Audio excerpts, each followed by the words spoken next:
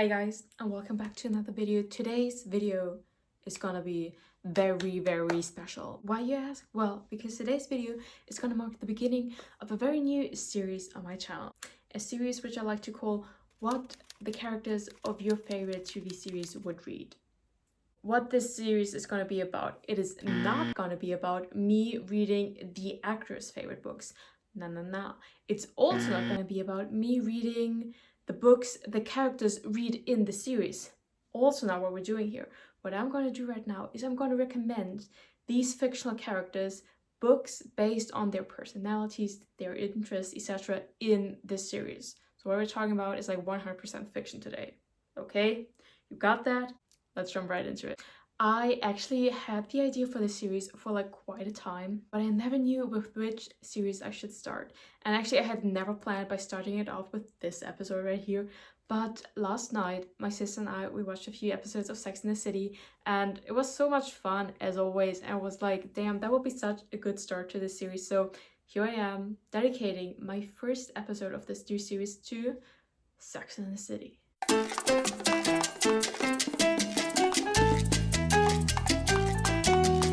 Did we get copyrighted yet? Nah, I don't think so. We're good. Okay, let's start this right off. Sex and the City, what an iconic series. Could you even call it a Y2K classic? I think so, but like, call it what you will, it is quite an iconic series that a lot of people have watched out there. It's been quite a while since I watched it for the first time, but ever since then I have rewatched it many a times, and like, as I just mentioned, every now and then my sister and I, we just like to watch a little episode here and there, and it's always a good time. It's always a good time, I think. Let's start this right off, shall we? Okay, just like a little disclaimer at the beginning though. First of all, I am not claiming that these book recommendations are perfect in any way, shape, or form.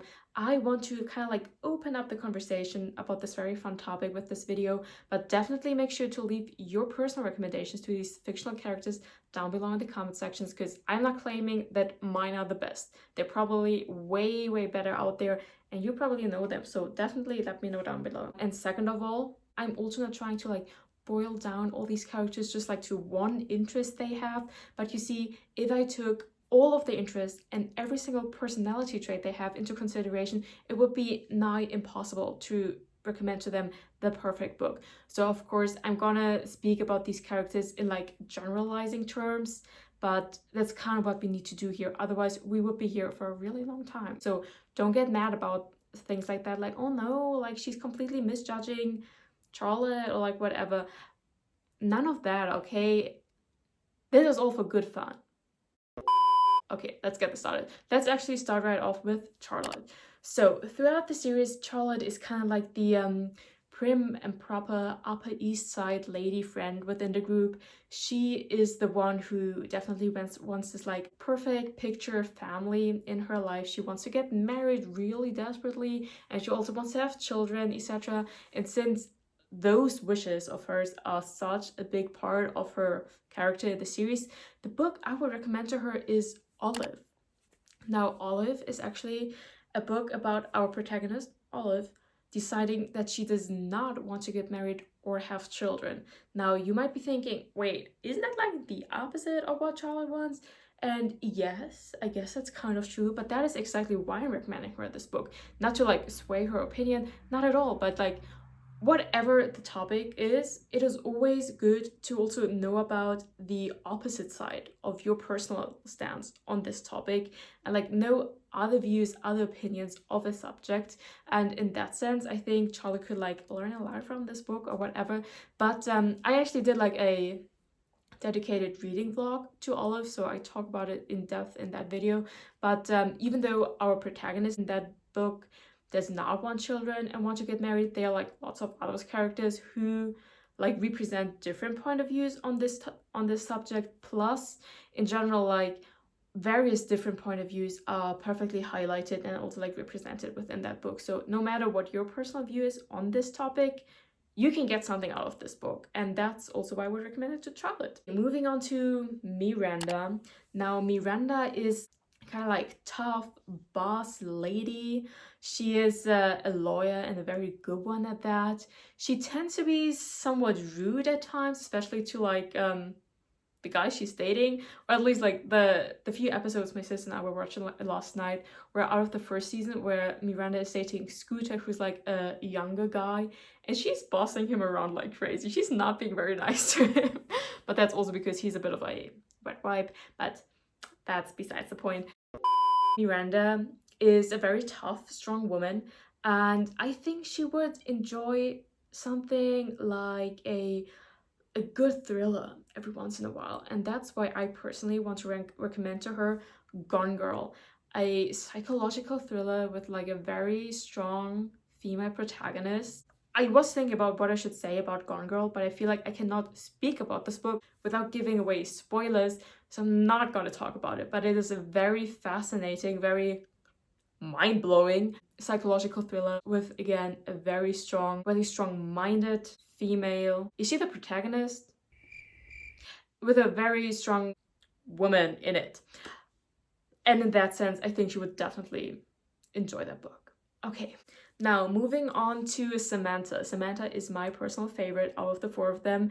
Samantha, she's just so iconic, isn't she? She oozes confidence and self-sufficiency. She is, again, just like Miranda, a real boss, but also in the sense she actually has her own PR company, so she's a literal boss. But like in general, Samantha's character is just pure legend. Another big part of her character within the series, though, is that she's a bit of a, I don't want to put a label on her, but like nymphomaniac, as in like she basically has a new sexual partner every episode. At least one. At least. So the book I want to recommend to her is, you guys, this is gonna be way too obvious, but 50 Shades of Grey? Come on! I know this is way too obvious, but then again, someone has to say it, and I'm taking this very obvious recommendation off the table. You can go into more depth and find more or like less obvious recommendations for Samantha and leave them down below in the comment section, but I mean, yeah, it is so obvious, but it is obvious for a reason because it would be such a perfect fit. I feel like Samantha, she wouldn't only read this book, she would love this book, she would be at the publishing party of this book, and she would be best friends with the author and having chats about how that woman did research on this book. You know, that's a Samantha vibe right there. Now, last but not least, we're moving on to Carrie. Wait, no, not that Carrie. Yeah, that Carrie. Okay, last but not least, Carrie, the like, I mean, all of them are like protagonists, but Carrie is like the protagonist. And that was also the reason why out of all of them, I found it most difficult finding a recommendation for Carrie, because like, again, I don't want to like boil down these characters to just like one character trait, but I mean, let's be honest, within the series, like Charlotte is portrayed as like the really proper one who wants to get married. Miranda is kind of like the bossy career woman, and Samantha is, well, the nymphomaniac kind of. But I feel like Carrie does not have such a label on her. Carrie is more like an everyday kind of woman, which makes sense because she's like the protagonist, and like the production company would want everyone to be able to identify with Carrie and stuff. So it makes sense, but that's why I had kind of a tougher time finding a perfect recommendation for Carrie. But then I thought Carrie, she's very interested in fashion, and she goes to fashion shows all the time and like events and parties like that. Constantly spends her rent money on really ugly designer shoes. And so I thought a good fit or like a good recommendation for Carrie would be, for example, the Crazy Rich Asians series, taking place in this, well, crazy rich, crazy glamorous world. And also, like, of course, the movie, for example, visualizes all this wealth, all this glamour, all these colors, the bling, the fashion. So Carrie wouldn't only enjoy the books, I reckon, but also the movie. Something else, I think I could also recommend to Carrie anything ever written by Lauren Weisberger. Like, that's like 100% Carrie vibes, I think, taking like place in this like upper class New York world, and it's often about fashion and people being rich and kind of like that. I kind of get that vibe from her, you know. And last but not least, this, I wouldn't actually recommend this to Carrie because she's a woman in her 30s, and this is kind of like a YA recommendation, but like the Gossip Girl books, because they also take place in this like high class Upper East Side fashionable rich people world. And plus Carrie writes this column in the New Yorker and Gossip Girls about this mysterious person writing about all these other people. Plus the 4 girls of Sex and the City, the 4 women, I'm sorry, they often gossip about other people, let's be real. Just like a quick side note on that recommendation, the Gossip Girl books are very, very different from the Gossip Girl series. They can basically not be compared at all. Because personally, I did not like the Gossip Girl series. Like, being about all this drama, and oh my god, everything is always so dramatic. It's like, you guys are literally 15, you have nothing to worry about, like what the hell. But the books are nothing but hilarious, and they cannot be compared to the series in any way, shape, or form. Like literally the plot lines are 100% different. So don't write off the Gossip Girl books based on the Gossip Girl series. The books are truly hilarious, and again, they are like YA, of course, so in that sense they might not be actually like a fit for Carrie, but maybe they would be. I don't know. She would have to tell me. So those are the books that I personally would be recommending to our 4 protagonists of Sex and the City. Tell me down below what you would recommend them to read. And I really hope you enjoyed this start of this new series. I already have the next couple of episodes planned out in my head, and I am very looking forward to producing them for you. Of course, you could leave requests down below on which series you would like me to do this on, but then again, I can only realistically do this on series that I have watched myself, and you don't know which series I have watched. So, I mean, of course, I could do this on something I have not watched, but if that would include me having to like watch 6 seasons of a new series, it might take me a while to get around to that. So you can definitely leave those recommendations down below, but yeah, it might take me a while. Okay, but with that, I thank you so much for watching. I will see you in the next one. Bye!